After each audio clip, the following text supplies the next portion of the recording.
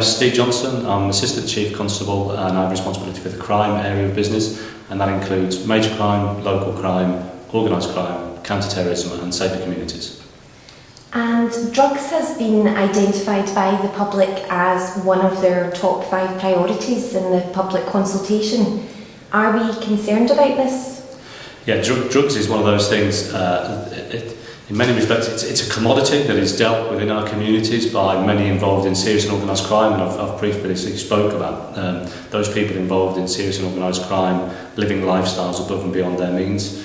One of the commodities that they deal in is drugs. And there's a bit of a misnomer there. Is the commodity that they deal in is drugs, but the harm that they cause at the extreme end is death.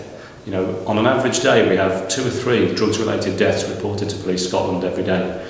We shouldn't forget that.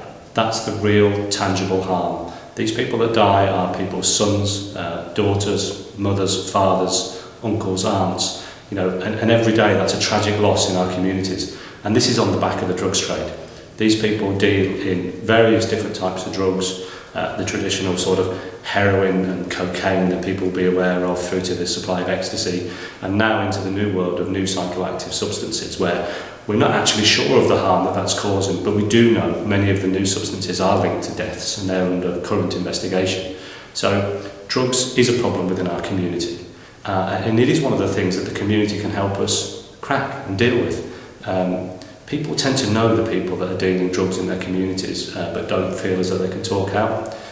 There are lines that people can call in terms of Crime Stoppers, where people can talk anonymously, people can tell their local police officer, they can talk to partners. We need to target this together. And what is Police Scotland currently doing to address the issue of drugs? So there's a broad spectrum of what we're doing. We're working across what I would call 3 key pillars: prevention, intelligence and enforcement. Absolutely, we need to put our resources where they can have best effect. So we need to make sure that our intelligence and our information is as good as it can be.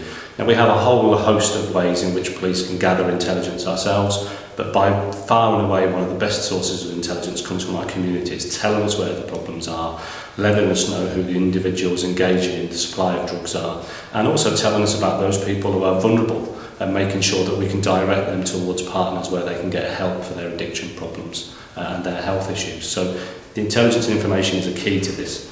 We do work in the preventative space, where we give talks at schools, where we try and talk about the harms. We're not there to preach to people and say whether things are right or wrong, but what we can tell you is the evidence would suggest that people engaging in all sorts of drugs, whether people perceive them to be low level or higher level, cause significant harm to the communities. Now, whether that's directly in terms of their health, or whether it's because people get minor convictions that affect their possibilities of employment in later life, all of these things stack up and have a significant impact on the community. And if you like, the other end of the spectrum is what we do around enforcement. We target organised crime groups who are involved in the importation and the supply of drugs. We also target those suppliers at the street level that are dealing these drugs, that are harming people in our communities. Drugs are linked to violence within the nighttime economy. They're drug-related deaths. So we have a heavy enforcement line where we will target those individuals causing that harm. Not only within my division in terms of the crime assets, but local policing are heavily engaged in making sure that licensed premises keep us safe, and that people who are causing this harm in our community are brought to justice. So the public consultation has been open for some time now. Is the community still able to give us their views?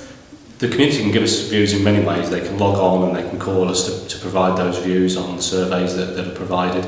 I would absolutely encourage people to do that. You know, I've already told people what the impact of drugs is. If you have a view on this, make sure that we know it. We need to continue to do that so we can put our resources where they can have the best effect and keep the community safe.